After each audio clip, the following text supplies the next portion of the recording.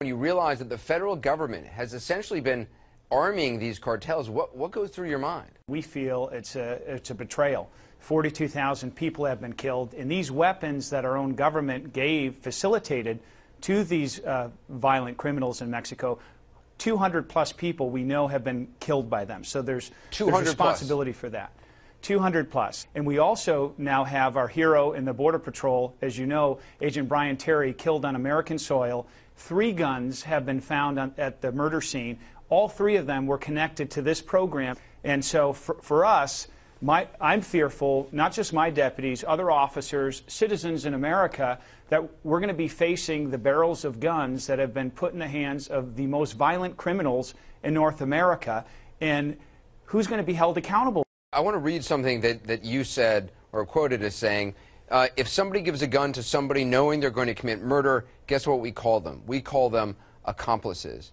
Do you think the ATF have been accomplices to murder? Absolutely. So you're saying what they were doing was criminal?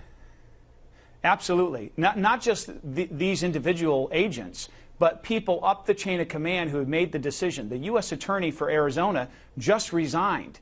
And this is a big deal. Now it's one step away from Eric Holder. This is his Department of Justice, and there are people who have lost their lives. We have broken countless treaties with our neighbor Mexico, and we have a hand and responsibility in this violence that has come to the United States. But more importantly, Mexico is our partner. They're not our enemy, and we facilitated guns into the cartels that have worked to topple the Mexican government. From a law enforcement standpoint, I mean, did this operation make any sense at all?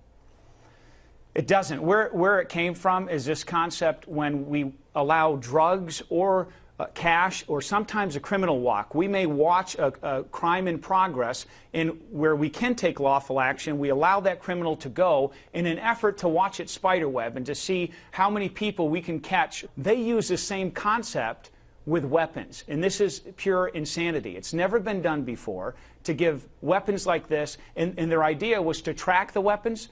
There was no tracking mechanism. Now all these guns are nowhere to be found, and for years this will haunt the conscience of America rightly.